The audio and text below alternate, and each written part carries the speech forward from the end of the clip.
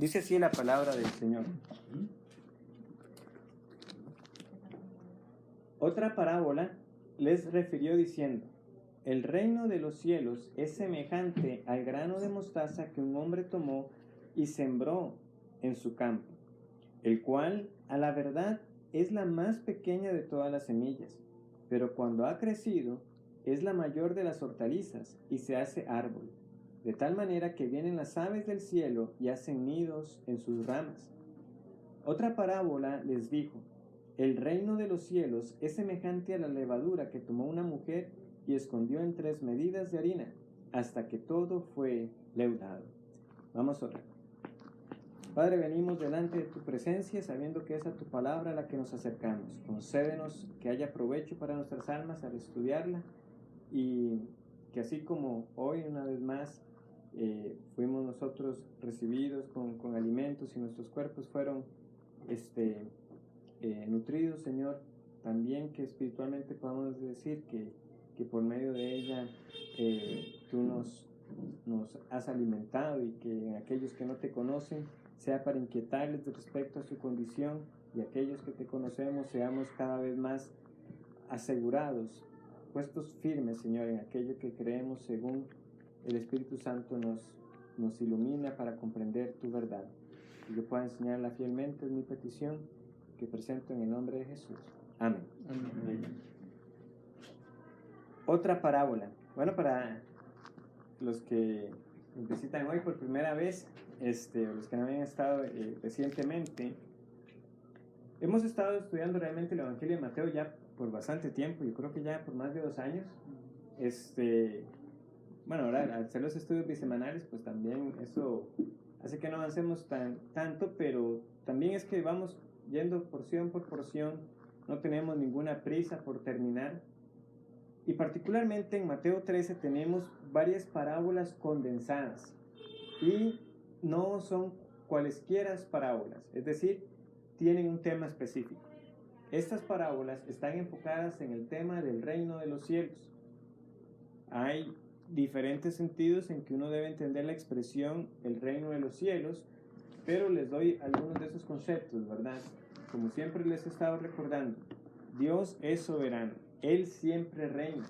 Cuando hablamos del reino de los cielos, no es que haya un lugar donde el Señor no reine, aún Él es soberano sobre las huestes celestiales diabólicas. El Señor es soberano sobre el diablo y todos los ángeles caídos.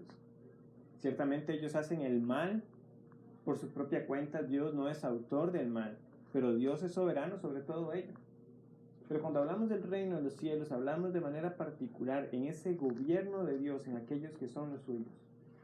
En ese tiempo hablamos de ese gobierno, ¿verdad?, en el ser de las personas. Pero también hablamos de un aspecto en que el reino de los cielos luego será plenamente consumado. Es decir, será visible y será el único reino. O sea, será el reino de los cielos y todos los demás que serán luego arrojados al lago de fuego, al infierno. Entonces el Señor nos está explicando ese carácter del reino. Hemos visto la parábola del sembrador, que nos hace ver de que la semilla, que en ese caso es la palabra de Dios, el Evangelio, cae en distintos terrenos. El problema no está en la semilla, el problema está en el corazón en el que cae. Y solamente aquel corazón que es preparado por Dios, que es regenerado por el Espíritu Santo, es el que produce fruto. Pero la confrontación es para la persona. ¿Qué hace usted con la palabra que ha escuchado? Solo aquel corazón que es receptivo, que produce fruto por la palabra, es el que puede decir que realmente ha conocido lo que es la salvación, es decir, que ha sido ahora hecho parte del reino de los cielos. Las parábolas entonces utilizan figuras de la vida cotidiana para enseñar una verdad espiritual. Les recuerdo, para los que han estado y para quienes nos acompañan hoy, no olvidar que al ser una parábola, los discípulos preguntaron: ¿y por qué enseñas en parábolas? La respuesta del Señor fue: para que viendo no vean y para que oyendo no oigan. Porque la parábola cumple un doble propósito: enseñar a los que son del Señor y confundir a los que no son. oyendo no oyen. Yo les decía, ¿verdad? Muchos quizás al irse se iban con otra cosa en su cabeza. Que el Señor ese día les dio un buen consejo de agricultura, que ese día el Señor les enseñó a ser mejores personas, a hacer buenas obras. Qué importante, qué sé yo, es tomar buenas decisiones. Hay que ver dónde uno siembra. Pensaban que oyeron y no oyeron. Y así lo quiso el Señor. ¿Verdad? Jesús nos dice que eso ya estaba profetizado. Que llegarían esos días en que Él hablaría y no le escucharían. La segunda parábola fue la del trigo y la cizaña. Como vimos, una de las concepciones más comunes de esta parábola es que algunos entienden que se está hablando de los incrédulos en la iglesia. Pero como vimos en la última ocasión, más bien estamos hablando de que en el mundo en general hay tanto creyentes como impíos. ¿Hay incrédulos en la iglesia? Sí, también es una realidad. Pero lo que el Señor nos está mostrando es que hasta en el día final, esa separación ya será definitiva. Por ahora, hay muchos que parecerán cristianos y no son cristianos, porque esa era la característica que tenía la cizaña. Si usted realmente no era un hombre de campo, una cizaña lo podía confundir. Pero para el que era el dueño, él sabía. Yo sé que hay cizaña y esto fue una obra del enemigo. Fue el diablo que sembró esa cizaña. Pero en el día final, es decir, no va a haber ningún rapto, no va a haber ningún milenio, sino que en el día final, los malos serán separados para ser echados al fuego y la cizaña será quemada y el trigo será recogido y será llevado al granero. Los que son del Señor estarán con Él para siempre. Los que no son del Señor, los malos, los impíos, estarán para siempre en la condenación. Como vimos, no tenemos que interpretar que esa cizaña siendo echada en el fuego significara algún tipo de aniquilación. La Biblia no enseña eso. Ahora bien, llegando entonces, después de esta introducción al versículo 31, se nos dice que el Señor refirió otra parábola. Y vea que una vez más se nos confirma. ¿Cuál es el tema? El reino de los cielos. Otra parábola les refirió diciendo: el reino de los cielos es semejante al grano de mostaza que un hombre tomó y sembró en su campo, el cual a la verdad es la más pequeña de todas las semillas, pero cuando ha crecido es la mayor de las hortalizas y se hace árbol, de tal manera que vienen las aves del cielo y hacen nidos en sus ramas. Pero ustedes notaron que yo leí también el 33, ¿verdad? Otra parábola les dijo: el reino de los cielos es semejante a la levadura que tomó una mujer y escondió en 3 medidas de harina hasta que todo fue leudado. ¿Por qué? Porque la mayoría coinciden en que debemos tomar estas dos parábolas como una dupla, es decir, como un par, que están enseñando una misma verdad. Una está enseñando esa influencia exterior, ese crecimiento a lo exterior del reino de los cielos, y el otro está hablando de ese aspecto interno. Ahora, en uno vemos una planta que crece, ¿verdad? O sea, hacia afuera, y el otro es una levadura que se esconde en la masa, un aspecto interno. Ya ahorita entonces veremos bien esta relación, pero sepamos que lo mejor es estudiar entonces estas dos parábolas de manera conjunta. Lo mismo van a ver que vamos a hacer cuando veamos el tesoro escondido y la perla de gran precio. Son dos parábolas similares que están enseñando un mismo tema. Ahora bien, nos dice que, la última particularidad, aquí ya no tenemos explicación. Ahora recuerden que la del sembrador el Señor le explicó, el trigo y la cizaña el Señor le explicó, aquí no. Así que debemos hacer buen uso de los principios que ya aprendimos en las ocasiones anteriores, porque aquí ya el Señor no nos va a dar el sentido. Quiere decir que con lo que se nos ha dicho hasta ahora, debemos nosotros ser capaces de poder llegar al significado de esta parábola. ¿Cómo se hace? Recordemos que no es mezclando lo que un elemento significaba en una parábola poniéndola en otra. Y ahorita verán por qué eso es importante. Entonces dice: otra parábola les refirió diciendo: el reino de los cielos es semejante al grano de mostaza que un hombre tomó y sembró en su campo. Primera aclaración: no tenemos nosotros por qué explicar quién o qué puede ser este hombre, por ejemplo. Sabemos que en el trigo y la cizaña, este hombre, ¿verdad? ¿Es quién? El Hijo del Hombre. El que siembra la buena semilla es el Hijo del Hombre, nos dice el versículo 37. Pero en el 18, cuando nos dice que el sembrador salió a sembrar, ahí no se nos dice que ese sembrador sea el Hijo de Dios, el Hijo del Hombre. De hecho, puede ser cualquier cristiano que simplemente está exponiendo la palabra. Pero aún más, yo me atrevería a decir que ni aún así, eso es estrictamente la forma de limitarlo. ¿Por qué? Porque el Señor utiliza incluso a quienes no son convertidos para que anuncien las verdades del reino de Dios. Pablo, por ejemplo, dice que habían algunos que predicaban el evangelio por contienda. ¿Y qué dijo Pablo? Yo me glorío porque de una u otra manera el evangelio está siendo predicado. Pero las motivaciones de aquellas personas no eran las correctas. Entonces, si ya tenemos esa diferencia, ya sabemos entonces que este hombre pudiéramos pensar que es el Hijo del Hombre, pero no necesariamente. Recordemos que no estamos en la obligación de tener que darle un significado a cada elemento de la parábola, porque si no, corremos el riesgo de destruir el significado.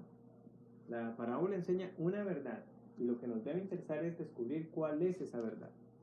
¿Cuáles son, por ejemplo, dos interpretaciones que se han dado? Voy a primero presentar una con la que obviamente no estoy de acuerdo, y luego la que es pues la más común entre aquellos comentaristas bíblicos sanos. Pero la primera les va a sorprender cuando yo les comente de quién estaba leyendo esto. Hay uno que dice que el sentido de esta parábola es la mundanalidad que llegó a presentarse en la iglesia del Señor. Porque dice que aquí lo que se está presentando es algo monstruoso, que una hortaliza luego se convirtió en un árbol, que el tipo de ramas que se echaron fueron diferentes, porque dice que las aves representan al mal. ¿Por qué dice eso? ¿Alguien recuerda en cuál parábola se nos hablaba de eso? En la del sembrador, ¿verdad? Que dice que una parte cayó en el camino y que llegaba un ave y se comía la semilla. Ese es el diablo. Y aquí dice que las aves llegan a ser posadas en el mismo árbol de mostaza. Dice, ¿cómo puede ser que la iglesia esté dándole abrigo al mismo diablo? Él dice, es porque, contrario a lo que muchos piensan, ya voy a decir cuál es esa otra postura, esto lo que representa es cómo la mundanalidad se llegó a meter en la iglesia. Pero ven lo que está pasando. Él está tomando un elemento de otra parábola y lo está trasladando, cuando nosotros no tenemos licencia para hacer eso. Ahora, ¿de quién estaba leyendo eso? De Arthur Pink. Ahora, ¿saben cuál es la clave? ¿Qué verdad? Oye, me dice, ¿cómo Pink? ¿Cómo puedes hacer esto?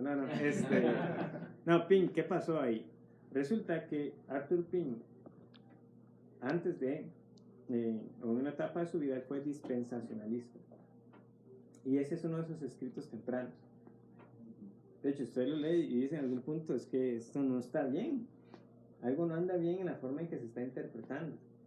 Y es que en ese momento él todavía era dispensacionalista. Él luego llegó a cambiar esa postura. Y Pink, obviamente, fue un hombre del Señor y que proclamó luego las doctrinas de la gracia. Que uno ha leído La soberanía de Dios, además, uno de sus libros comunes, más conocidos.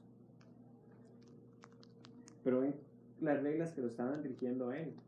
¿Por qué? Porque estaba en un literalismo,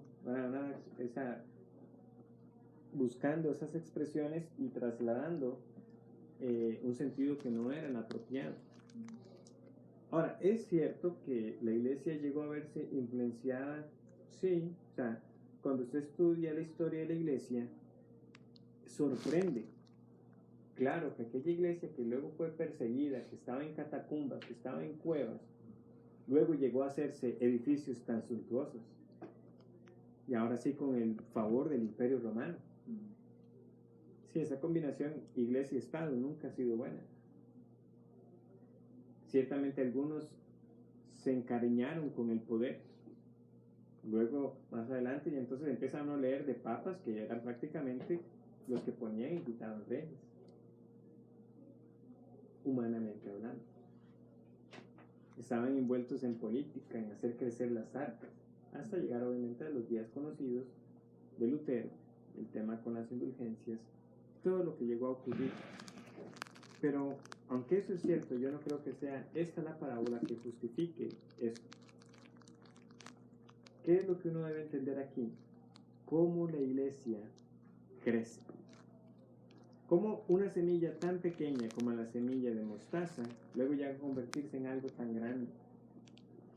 Aclaro, algunos también, que siempre, ¿verdad?, detractores nunca faltan, incrédulos, que luego vienen y dicen, es que usted sabe que la semilla de mostaza no es la semilla más pequeña, hay semillas más pequeñas. Es verdad. Ahora, ¿cuál era la semilla más pequeña conocida para estas personas? La mostaza. Era un símbolo entre los proverbios, entre los judíos. Así como, ¿verdad?, tenemos a la hormiga que se nos utiliza para enseñarnos acerca del trabajo. O sea, mire la hormiga, ¿verdad? Es un proverbio, se nos está enseñando algo a la luz de. Está diciendo uno con ese proverbio que es la hormiga el único insecto que muestra un orden en su forma de trabajar y todo, ¿no? O sea, uno podría encontrar otras estructuras y formas de trabajo en otros animales, pero ese es el que se tenía como el referente. Así entonces la semilla de mostaza era el referente para hablar de algo pequeño. Por eso el Señor luego también en otros contextos, ¿qué es lo que dice? Si ustedes tuvieran fe, un grano de mostaza, ¿verdad? Ustedes le dirían a este monte que se mueva y se moverá, ¿verdad? En otro momento hablamos de eso. Entonces, ¿qué es lo que sucede? Quien quiere insinuar que el Señor, que es el creador de todas las cosas, se equivocó al decir cuál era la semilla más pequeña, no está entendiendo el punto.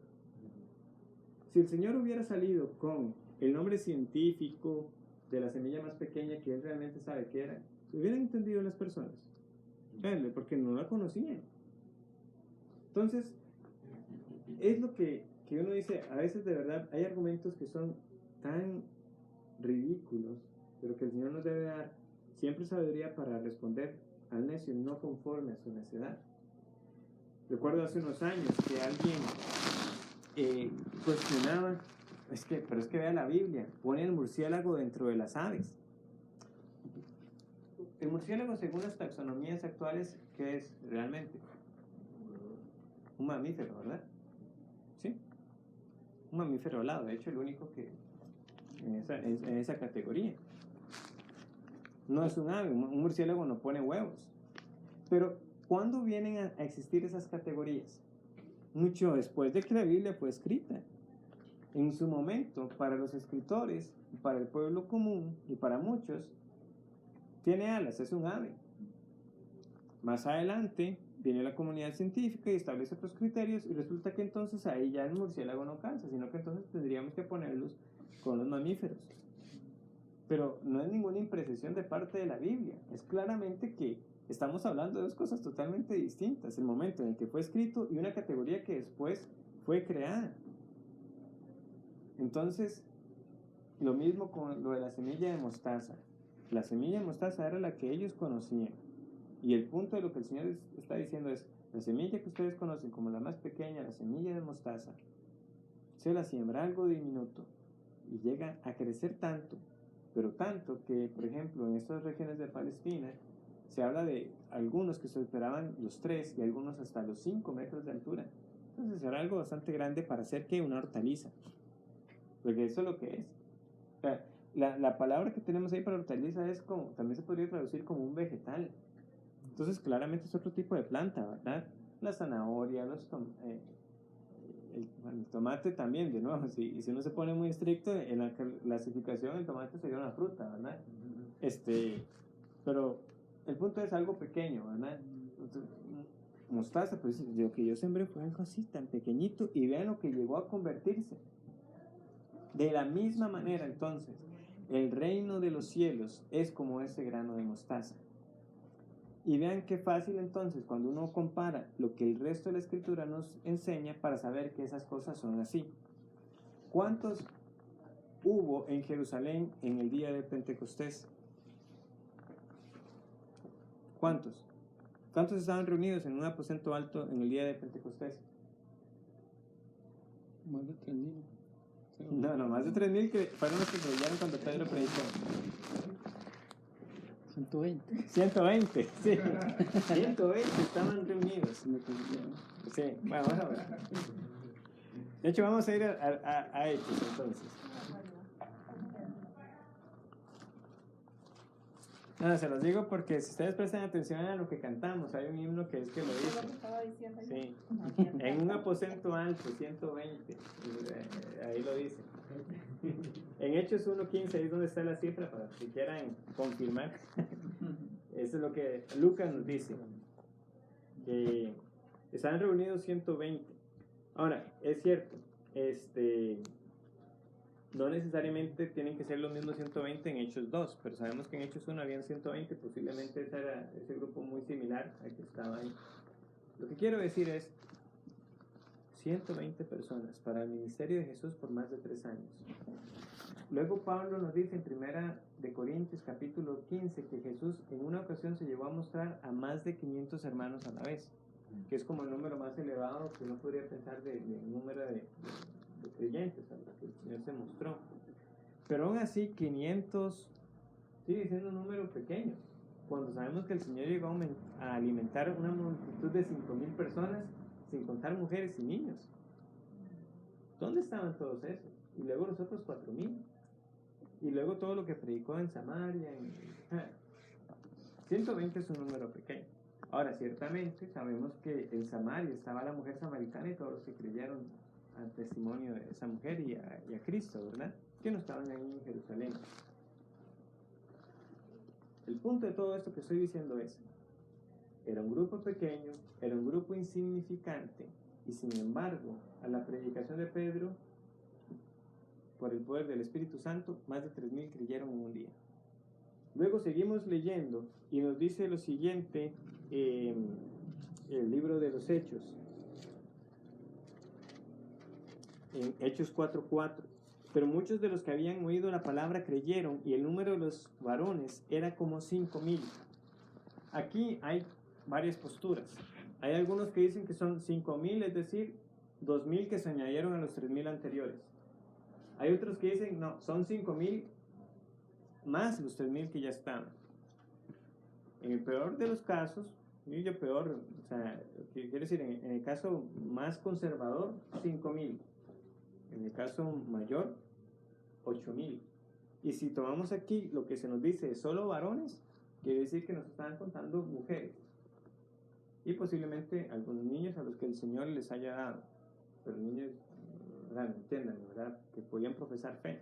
O sea, si los queremos contar todos como creyentes. Y si no, hablando de familias en términos generales, es decir, con los adultos siendo creyentes y esos hijos que ya estaban siendo criados en los caminos del Señor,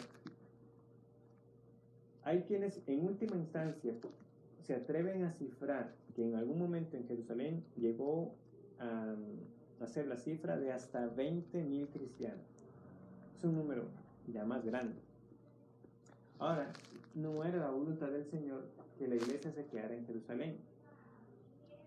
Esteban es martirizado por esa persecución, muchos son dispersados, muchos se van a Judea, a Samaria. ¿Y por qué va ocurriendo eso así? Porque Hechos 1:8 nos dice que el Señor les dijo, ustedes me van a ser testigos hasta lo último de la tierra, y me seréis testigos en Jerusalén, en Judea, en Samaria y hasta lo último de la tierra. Y usted lee Hechos y así es lo que va pasando. Jerusalén, Judea, Samaria y hasta lo último de la tierra. El punto es que hasta hace unos años, habría que ver cuánto se cifra ese número ahora. ¿Alguien sabe cuánto es el número que se estima la población a la fecha de hoy, mundial? 7.000 millones de personas. Entonces, hay quienes dan un número de más de 2.000 millones de cristianos. Es un número muy alto. Pastor, pero ahí meten de todo. Sí, ahí meten de todo. Estamos claros. Estamos de acuerdo que para el mundo, ahí fácil ponen mormones con testigos de Jehová, con la secta de Sun Yumun, o sea, como uno dice, lo ponen ahí, porque para ellos, si hablan algo de Cristo en algún lado, la iglesia cristodelfiana, que también es una secta, todo eso lo meten ahí. Estamos de acuerdo. Lo que quiero decir es que aún sabiendo que hay un gran número de personas ahí que no son creyentes, estamos hablando igualmente de un número enorme de cristianos. Y lo que habían eran unos cuantos cientos hace unos 2000 años. Algo pequeño, pero cómo creció. Pablo iba a Corinto, Tesalónica. Pablo, quédate ahí, le decía el Señor, porque ahí tengo mucho pueblo. Y creyeron todos los que estaban ordenados para vida eterna. Y así ha seguido la iglesia del Señor creciendo y avanzando. Pastor, pero sigue habiendo pecado, de hecho sigue habiendo una gran oposición, de hecho países que luego llegaron a verse beneficiados por el cristianismo ahora están abandonando todo eso, es cierto, pero de algo podemos estar seguros, la iglesia no deja de crecer. La iglesia no va a dejar de crecer. ¿Por qué? Porque lo dice así la parábola. Fue algo pequeño, pero sigue creciendo, al punto que da sombra a otros. Es decir, hay un beneficio. Y se ve. Y lo que está pasando ahora es que precisamente ya las personas están dejando eso. O sea, al negarse cada vez más ese aporte que el cristianismo vino a hacer en las sociedades, es que se están viendo las consecuencias en muchas otras áreas. Pero se ve, incluso se ve entre la Europa que llegó a ser más católica con la Europa que llegó a ser protestante. Pero en términos generales, donde sigue habiendo grandes violaciones a los derechos humanos, donde siguen habiendo formas de esclavitud, en los lugares donde menos el cristianismo ha permeado a esa sociedad. La educación, o sea, las universidades, por ejemplo. Uno se sorprende de leer las historias de muchas universidades. De ahí salían teólogos. Y ahora no quieren nada. Yale o Yale, Harvard, Oxford. O sea, nombres que a uno le suenan ahí, como que a veces uno lo escucha, que suenan como universidades de prestigio, ¿verdad? ¿Por qué? Por el protestantismo. Hospitales, ayuda a los enfermos, orfanatos, ¿verdad? Las misiones, llevando la luz del Evangelio. Porque el Evangelio ciertamente es un mensaje acerca de lo que el Señor Jesucristo hizo en la cruz para salvar a pecadores, porque precisamente siendo nosotros una raza caída y Dios siendo el creador y justo en demandar la condenación para nosotros, le plació salvar a través del Hijo. Eso es una buena noticia, pero no se detiene ahí. Y eso es lo que tenemos que ver entonces con la otra parábola también de la levadura. La medida que toma esa mujer, no hay un acuerdo quizás unificado de cuánto es, pero el punto es bastante harina. Es bastante harina. Si alguno aquí sabe hacer pan, bueno, sepan que ahí hay mucha harina. Esas 3 medidas, si los que nos dan en litros, pueden ser hasta 35 litros, bueno, nada. Mucha harina. Pero que no era tampoco tan extraño que alguien hiciera tanto pan. En todo caso, se sabe también el efecto de la levadura, ¿verdad? Como con un poquito de levadura, todo crece. ¿Por qué? Porque fermenta toda la masa. Y nuevamente, así es el reino de los cielos. Un poco y se ve. Se ve en la vida de los que cambian. Se tiene que ver a lo interno. Si usted ha sido cambiado por el Señor, su vida ya no puede seguir siendo la misma. ¿Por qué? Porque poco a poco el Evangelio va transformando cada área de su vida hasta que nada queda sin tocar. Por eso en algunos lugares, cuando no se predica fielmente la palabra del Señor, ¿qué pasa? Hay como un temor a tener que tratar todas las áreas. ¿Por qué? Porque algunos todavía piensan que hay como si hubiera ciertas áreas de mi vida que no debo rendir a Cristo. O como que en esas áreas yo no debo dar cuentas a los demás. No, si ustedes ha sido salvado, todos ustedes del Señor. Ya le pertenecemos en cuerpo y alma. Y en todo lo que hacemos, trabajo, como padre, si estoy casado, si el Señor me ha dado hijos, como esposo, si estoy casado, Igualmente, aún si soy soltero, debo dar cuentas al Señor por mi soltería, por lo que hago con el tiempo que me ha dado, con las fuerzas que me ha dado, con lo que sale de mi boca, con lo que escucho, con lo que veo, todo yo se lo debo al Señor. Y si el Evangelio ha llegado a mi vida, este ha permeado todo. Nada queda sin verse afectado. Usted tiene que verlo en su vida si es del Señor. Que usted poco a poco puede, y lo va viendo, porque es también gradual. O sea, si usted es cristiano, usted puede decir que hace unos años hay cosas que ahora entiende que hace unos años no las entendía y que usted las hacía sin discernimiento. Voy a dar un ejemplo porque no es que sea pecado, por ejemplo, ir al cine, pero quizás usted en sus primeros días, sus primeros años como creyente, quizás todavía realizaba esa actividad sin cuestionarse mucho, pero poco a poco sigue la palabra efectuando algo en usted y luego empieza a sentarse en la sala y dice, pero ¿qué lo que están diciendo? Esto no me trae ningún bien, estas escenas tampoco me traen ningún bien. ¿Qué tengo que estar yo haciendo aquí? Que levántese. ¿Por qué? Porque poco a poco sigue creciendo, sigue afectando, sigue permeando cada área de su vida. Y así podemos dar muchos otros ejemplos. De nuevo, con lo que veo, con lo que digo, con lo que escucho, con los mismos tiempos devocionales que tengo con el Señor, con el mismo tiempo de oración. O sea, y testimonios hay muchos. Digamos, hace unos años recuerdo un hombre de familia que creyente, pero había descuidado el tiempo devocional familiar. Y en una de las conferencias familiares de la iglesia se toca el tema de la devoción familiar y lo que dice es, familia, tenemos que hacerlo. Y empezaron a hacerlo y de ahí han seguido adelante. ¿Por qué? Porque de nuevo, el Señor va trayendo esa obra de convicción. Pero entonces, así como la vida del cristiano va en aumento, de la misma manera, esa influencia de la iglesia va en aumento. Y se los digo, aunque a nuestra vista no parezca, no siempre nos parece. Ciertamente, como les digo, hay mayor oposición. La gente quiere saber menos de la iglesia. Pero en el día final,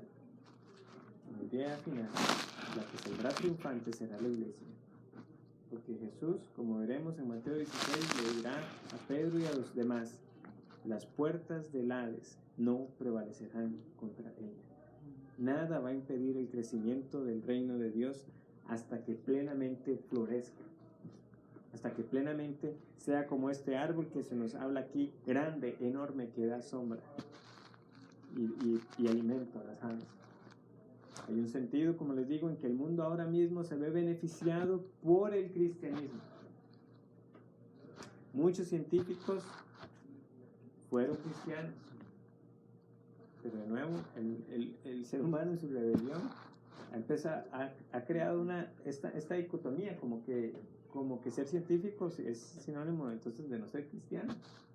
Bueno, el científico usa la razón, sí, usa la razón que el Señor le dio. Se han creado ciertas separaciones donde antes no las habían. ¿Por qué? Porque uno entendía que todo era para el Señor. Si yo estudiaba el firmamento, si estudiaba a la luz del microscopio, yo estaba en todo caso viendo la obra inalterable de mi Dios. Todo ha sido hecho por Él y es de mi Creador, y simplemente estoy explorando y descubriendo aquello que Él ya hizo. Pero obviamente esa visión se separó. Lo que quiero decir es simplemente, muchos hoy ignoran que mucho de lo que tenemos es por causa de Él. Como tampoco como cristianos no debemos ignorar que nosotros también tenemos ciertas facilidades que el Señor le plació utilizar a incrédulos. Un ejemplo para ir finalizando. Hace un tiempo vi a alguien como que irónicamente le preguntaba a algunos, ¿verdad? Porque a veces hay cristianos que también ante una decisión X de una compañía, ¿verdad? Sale, qué sé yo, bueno, voy a decirlo con nombres, Pozuelo, cuando salió con la campaña, ¿verdad? Abiertamente, ¿verdad? Y alguien dice, yo no voy a comprar más Pozuelo.